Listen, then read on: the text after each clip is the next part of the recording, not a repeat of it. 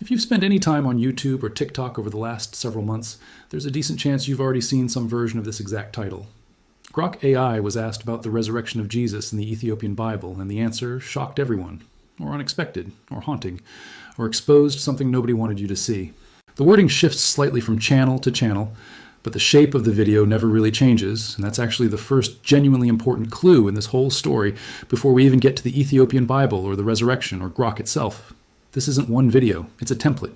Dozens of channels, some with a handful of subscribers, some considerably larger, have published what is essentially the same video, word for word in places, sometimes down to the exact same narrator script and the exact same stock footage, just re-recorded with a different AI voice and a slightly rearranged title. That alone should tell you something before we even get into the substance. A genuine, singular event, a real researcher sitting down and actually asking Grok this question and getting a documented, screenshot-able answer, doesn't usually get independently rediscovered and reported by 20 unrelated channels within the same few-week window, all using nearly identical phrasing. What actually happened is something a little less mysterious and a lot more mechanical. Somewhere, a piece of content likely written by a person, possibly written with the help of an AI text generator itself, went out as a template into a network of channels that specialize in exactly this kind of religious mystery and ancient secrets content. And it got repackaged over and over, each version claiming the same dramatic reveal, because the format performs well and costs almost nothing to produce. So let's do the responsible thing here and take this apart properly, the same way we would with any other viral claim.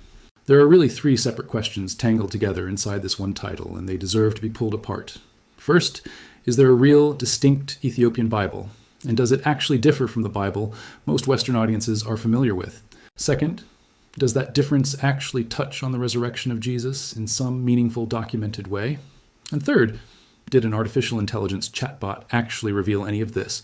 Or is the AI simply being used as a dramatic prop, a trusted-sounding narrator, layered on top of information that was already publicly known, published, and studied by biblical scholars for a very long time before anyone ever typed a prompt into Grok? Let's start with the first question, because it's the one part of this story that's completely real, well-documented, and genuinely fascinating on its own terms. No artificial intelligence required. The Ethiopian Orthodox Tewahedo Church, one of the oldest Christian institutions in the world, tracing its roots back to the 4th century, maintains a biblical canon that is, in a very real and well-established sense, different from the canon used by most Protestant, and in some respects even Catholic, traditions in the West. The Ethiopian Orthodox canon is notably larger. Depending on how you count certain grouped or subdivided texts, it includes upward of 80 books, compared to the 66 typically found in a standard Protestant Bible. Among the texts included in the wider Ethiopian canon are books that most Western Christians have never read as scripture at all, and in many cases have never even heard of. The Book of Enoch, an ancient Jewish text describing visions of fallen angels, judgment, and cosmology, is treated as canonical scripture in Ethiopian tradition, while it's considered non-canonical, pseudepigraphal, apocryphal literature in nearly every Western denomination. The Book of Jubilees, another ancient text retelling and expanding on the early chapters of Genesis and Exodus, holds a similar canonical status in Ethiopia that it doesn't hold almost anywhere else in the Christian world today. This isn't some obscure fringe claim invented by internet content creators. It's a well-documented, academically studied fact about comparative biblical canon, taught in seminaries, written about extensively by scholars of early Christianity and Ethiopian religious history, and reflected in the actual physical structure of Ethiopian Bibles used in churches across Ethiopia and Eritrea today. There's also a genuinely remarkable physical, archaeological side to this story, and it's the part that gets referenced, accurately for once, in some of these viral videos. Ethiopia is home to some of the oldest surviving illustrated Christian manuscripts in existence anywhere on Earth. The most famous of these are known as the Garima Gospels, a pair of illuminated gospel manuscripts housed for centuries in a remote monastery in the Ethiopian highlands. Radiocarbon dating conducted by researchers, including work associated with Oxford University, has placed the age of these manuscripts remarkably early, with estimates for at least one of the two placing its creation somewhere in the vicinity of the late 4th to early 6th century, which would make it, depending on how the dating is interpreted, among the oldest surviving, substantially complete illustrated Christian gospel manuscripts anywhere in the world, predating many of the illuminated manuscripts more commonly discussed in European art history by several centuries. That's a genuinely significant, well-substantiated piece of religious and art historical fact. And it exists completely independently of any AI chatbot ever being asked anything about it. Scholars have been studying, dating, and writing about the Garima Gospels for years, so that establishes something real and worth knowing. The Ethiopian biblical tradition genuinely is broader, older in certain physical manuscript terms, and theologically distinct in meaningful ways from the versions of Christianity most familiar to Western audiences. Now we get to the second question, the one these videos are actually built around, which is considerably murkier.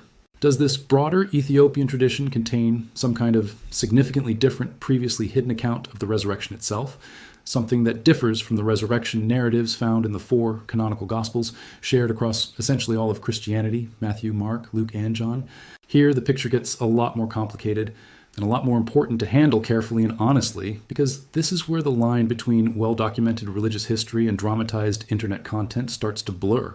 The 4 canonical Gospels, which are recognized as scripture across virtually the entire Christian world, including within Ethiopian Orthodoxy itself, since the Ethiopian canon includes these 4 Gospels alongside its additional texts, instead of them, describe the resurrection with certain differences in detail between each account: an empty tomb discovered by women, an angel or angels present at the tomb, appearances of the risen Jesus to various disciples over a period afterward, but they share the same fundamental narrative structure and the same core theological claim. There isn't a separate, distinct resurrection narrative specific to Ethiopian Orthodoxy that replaces or significantly contradicts this shared core account within the Ethiopian Church's own actual canonical texts. What does exist, and this is likely the genuine kernel of truth that these videos are stretching well past its actual scope, are certain apocryphal and pseudepigraphal texts, some of which circulated historically within regions, including Ethiopia and the wider early Christian world, that describe the resurrection and its surrounding events in considerably more elaborate, dramatic, and sometimes strange terms than the 4 canonical Gospels do. One frequently cited example is a text known as the Gospel of Bartholomew, sometimes referred to by scholars under the related title The Questions of Bartholomew, an apocryphal text that survives in several different language versions, including manuscripts connected to the Ethiopian, Coptic, and Slavonic Christian traditions. This text isn't part of the official Ethiopian Orthodox biblical canon itself, but it's circulated historically in regions with strong connections to Ethiopian and broader Eastern Christian manuscript traditions, and it does contain a considerably more theatrical account of the resurrection than anything found in the 4 Gospels.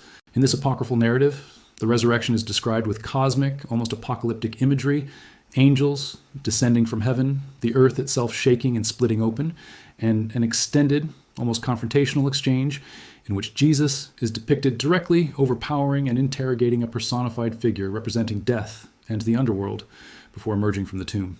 It's vivid, dramatic material, genuinely interesting from a historical and literary perspective, and it absolutely does exist, preserved in real manuscripts, studied by real scholars of early Christian apocryphal literature for well over a century. But here's the critical distinction that gets completely flattened in the viral video version of this story, and it's a distinction that actually matters quite a lot if you care about getting this right, rather than just getting it dramatic. A text being historically associated with manuscript traditions connected to a region is not the same thing as that text being part of that region's official canonical scripture today.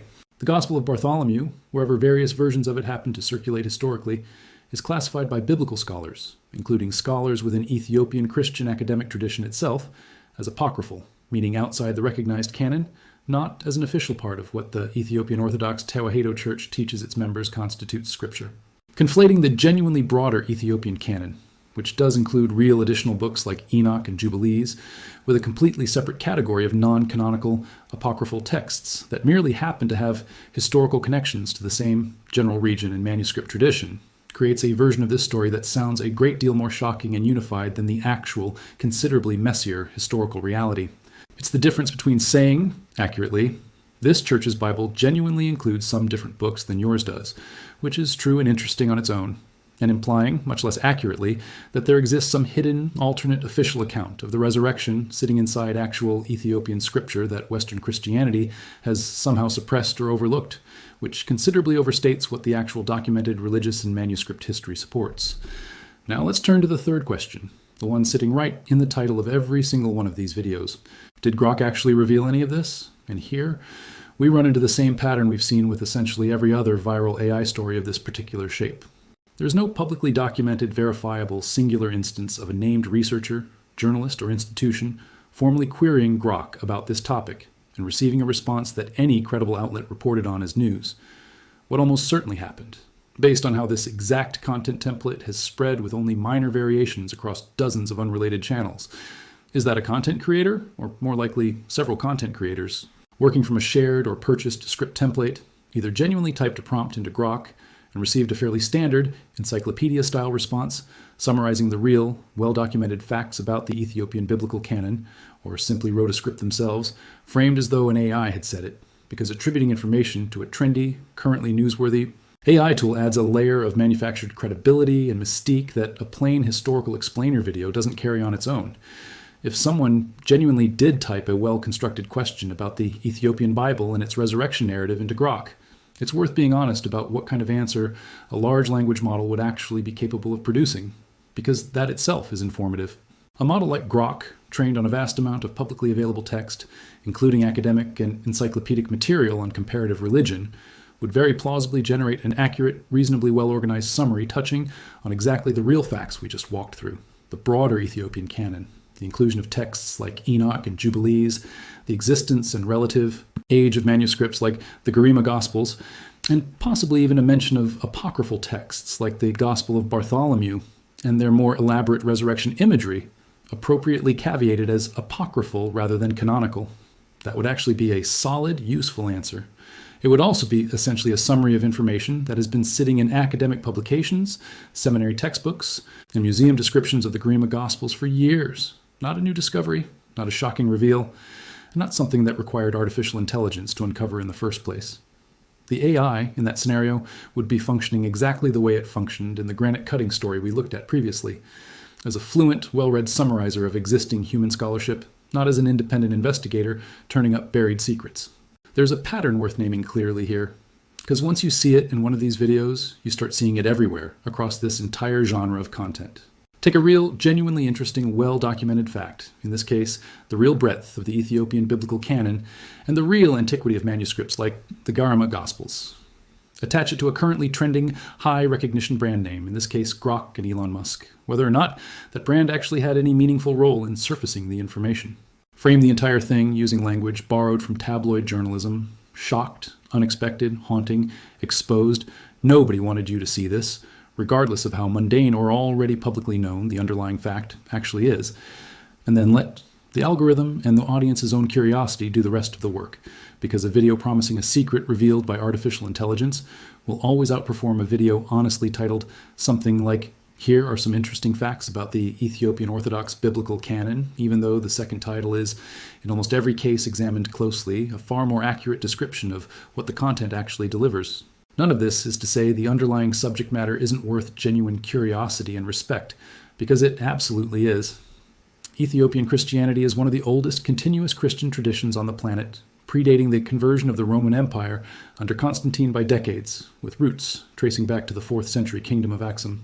Its manuscript tradition, its liturgical practices, its distinct canon, and its centuries of relative isolation from the theological developments happening in Rome, Constantinople, and later Western Europe make it a genuinely rich and comparatively underexplored area of Christian history for most audiences outside Ethiopia and Eritrea itself.